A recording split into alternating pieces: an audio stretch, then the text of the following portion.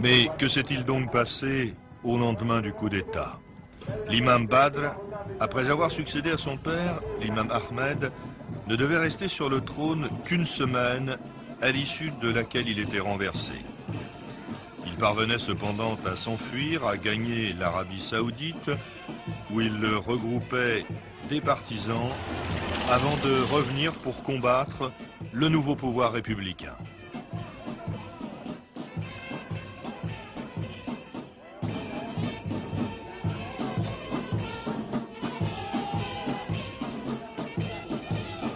C'était alors le début d'une longue guerre civile qui devait se poursuivre pendant plus de 7 ans. Un conflit qui, pour le président Nasser, pouvait lui permettre de prendre pied sur la péninsule arabique en combattant d'un côté les Britanniques installés à l'époque à Aden et de l'autre la monarchie conservatrice saoudienne. Mais c'était oublier un peu rapidement le peuple yéménite qui fut bientôt très loin d'être convaincu de la pureté des intentions de ses alliés et qui vit finalement royalistes et républicains s'entendre pour provoquer le départ du corps expéditionnaire égyptien. Et au terme de cette longue guérilla qui se termina en 1970, le monde assista à l'avènement d'un gouvernement républicain qui admettait en son sein les anciens monarchistes. Et en réalité, seul le souverain, l'imam, faisait réellement les frais de cette lutte dont les poussées et les revers, il faut bien le dire, étaient dus beaucoup plus à des considérations financières que politiques.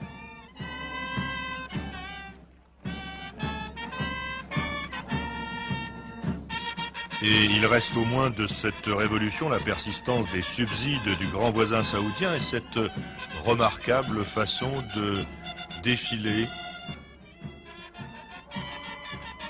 très cher aux Égyptiens.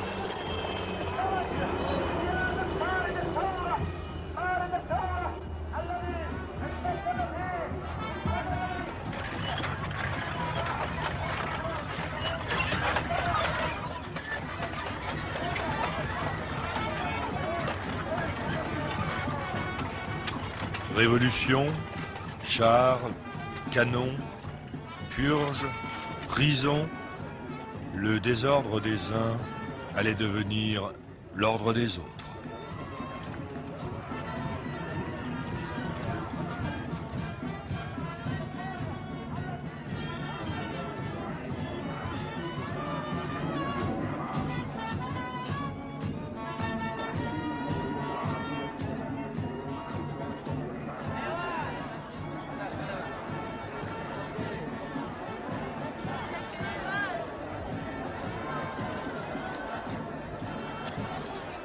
Mais quittons la place Tahrir, cette place de la libération.